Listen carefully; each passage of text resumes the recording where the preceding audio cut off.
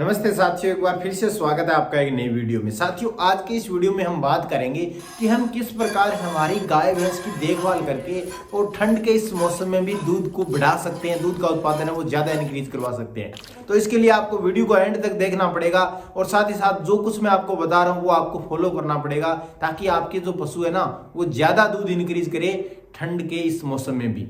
तो साथियों, सबसे पहले बात आती है कि आप अपने पशुओं को खिलाते क्या है। देखिए, जो भी आप खिला रहे हैं उसमें आपको चेंजेस करना है। जो मैं आपको बता रहा हूं ना आज, वो आप खिलाना स्टार्ट कर दें, लेकिन अचानक से नहीं भाई, धीरे धीरे परिवर्तन करना है। अगर अचानक से आपने चेंज कर दिया खाना पीना तो फिर आपका जो पशु है वह दूध बढ़ाने की बजाय घटा सकता है, या फिर पशु का जो रूमन है पेट के अंदर प्रॉब्लम आ सकती है, पशुओं को दस्त लग सकते हैं, कब्ज हो सकती है, साथ ही साथ कई बार क्या होता है कि पेट दर्द भी स्टार्ट हो जाता है। तो ऐसे में आपको खाना पीना करवाना कैसे है। सबसे पहले तो आपको पेट के कीड़ों की दवा दे देनी है, क्योंकि पेट के कीड़ों की दवा अगर आप दे देंगे ना इस मौसम के अंदर तो पशु भूख बहुत ज्यादा करेगा, पानी बहुत बढ़िया से पिएगा, और साथ ही साथ जब आप डिवॉल्विंग करवा देंगे ना तो जो भी आप खिला रहे हो, यानी जो दाना मैं बताऊंगा वो खिलाएंगे ना तो उसे पचाएगा बड़े आराम से, उसे पचाने में ज्यादा ऊर्जा खत्म नहीं होगी पशु की।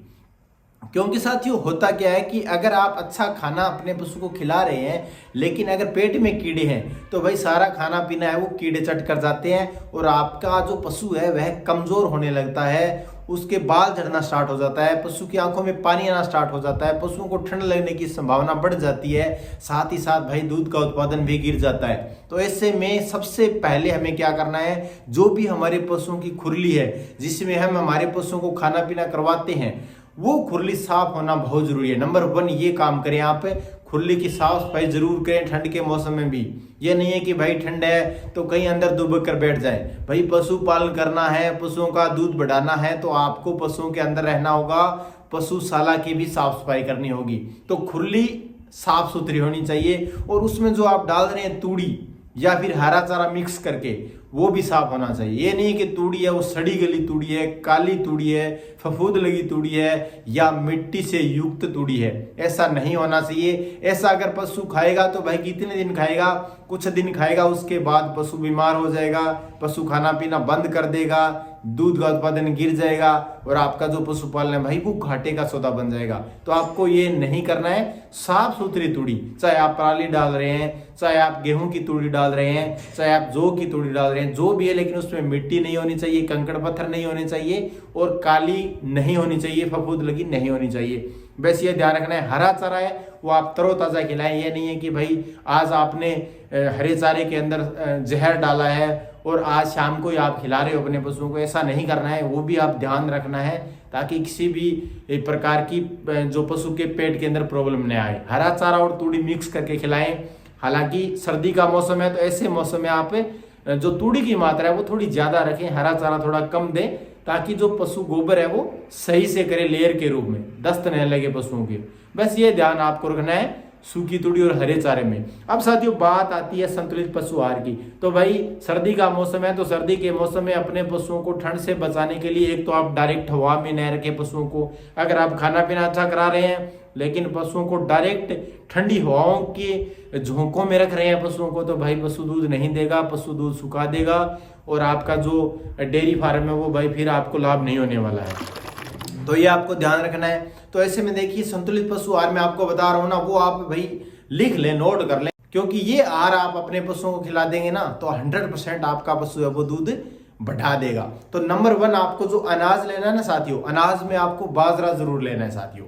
बाजरा तो आपको लेना ही लेना है। इसके साथ आप गेहूं ले सकते हो या फिर मक्का ले सकते हो, यानी जो अनाज आपके पास उपलब्ध है, लेकिन बाजरा रखना ही रखना है। क्योंकि बाजरा एक तो आहार जो बाजरा है वो गर्म है, ये अनाज गर्म है, साथ ही साथ इसमें आयरन की मात्रा होती है, तो आप भाई बाजरा ऐड जरूर कर लें। इसके अलावा खली में आप देखिए सरसों की खली तो जरूर ऐड करें। इसके साथ आप बिनोला की खली ले सकते हैं, और अगर मूंगफली की खली मिल रही है आपको कहीं पर भी तो भाई बहुत ही बढ़िया है, क्योंकि मूंगफली की खली है ना वो दूध बढ़ाने का काम करेगी और साथ ही साथ मूंगफली की खली पशु प्रॉपर खाएगा तो पशु का जो हाजमा है वो भी भाई बड़ा बढ़िया रहेगा, फिट रहेगा।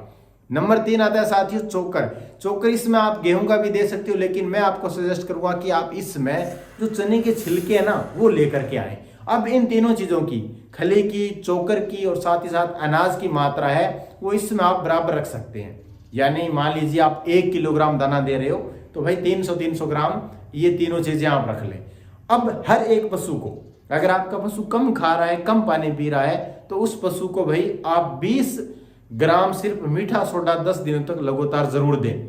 अब अनाज देना कैसे, पहले ये समझ लीजिए, उसके बाद हम मीठे सोडे पर बात करेंगे। अनाज जो आप दाना मिश्रण बना रहे हो ना, वो भाई आप गर्म कर लें। गर्म कैसे करना है, आप एक बड़ा सा तसला, टोप या जो भी आपके पास अवेलेबल है वो लें और उसको उपलों के ऊपर रख करके गर्म कर लें। अब गर्म करना कितना है, जितना भैया आपका पशु दूध दे रहा है उसके अकॉर्डिंग। मान लीजिए आपका पशु टाइम का 10 लीटर दूध दे रहा है, तो उस पशु को आप 5 किलोग्राम ये तीनों चीजें मिक्सअप करके और गर्म करके दें। गर्म करने के बाद ठंडा करें और पशु को खिला दें। अब उसमें और क्या क्या डालना है साथियों, गर्म करते समय नमक भी डालना है आपको। नमक कितना, 30 से 40 ग्राम नमक उस टोपी के अंदर जिसमें आप गर्म कर रहे हो ना, उसके अंदर जरूर डाल देना आपको, साधारण नमक। क्योंकि नमक में सोडियम की मात्रा होती है, पोटेशियम की मात्रा होती है, जो कि पशु की प्यास भी बढ़ाता है, साथ ही साथ भाई पशु का जो पेट है ना उसको साफ करने में भी बहुत ज्यादा योगदान रहता है। तो नमक कभी भी न भूलें। डिगोर्मिंग आपने पहले करवाई दी, पेट के कीड़ों की दवा आपने पहले दे ही दी, क्योंकि वो तो आप हर 3 महीने से देते ही देते हो। अगर आपका पशु प्रेग्नेंट है तो प्रेगनेंसी सेफ वाली दवा लेकर के आए, और अगर आपका पशु गाभिन नहीं है तो भाई आप नॉर्मल टेबलेट एबोल से वो एल्बेंडाजोल की दे सकते हो, कोई दिक्कत नहीं है। अब साथियों ये जो आहार है ना, ये थोड़ा सा गुनगुना हो उसमें आप अपने पशु को खिला दें। कई पशुपालक भाई वो दूध निकालने से पहले खिला देते हैं, कई बाद में खिलाते हैं, और कई पशुपालक भाई दूध निकालते समय खिला देते हैं। जैसे भी खिला रहे हो, लेकिन ये आपको मात्रा रखनी है। अब इसमें साथियों आप 50 ग्राम गुड़ की मात्रा जरूर ऐड कर लें। अगर आपका पशु गाभिन है तो 50 ग्राम, गाभिन नहीं है भाई तो आप 100 ग्राम तक दे सकते हो, कोई दिक्कत नहीं है। क्योंकि गुड़ है ना, गुड़ में ग्लूकोज की मात्रा होती है, वो दूध भी बढ़ाएगा, साथ ही साथ पशु को ठंड भी नहीं लगेगी, और साथ ही साथ आपका पशु जो बांटा चाटा है वो खाता रहेगा अगर आप गुड़ डाल रहे हो तो। ये काम आप जरूर कर लें। और मिनरल पाउडर 50 ग्राम हर एक पशु को देना है आपको, क्योंकि मिनरल पाउडर के अंदर सूक्ष्म पोषक तत्व होते हैं ना, copper, cobalt, zinc, potassium, sulphur, ये सारे जो तत्व है उसके अंदर रहेंगे। तो वो आप 50 ग्राम हर रोज अपने दुधारू पशु को जरूर दें।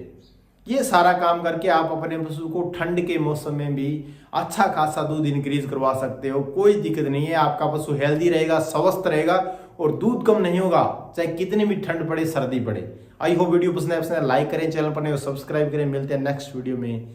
जय हिंद।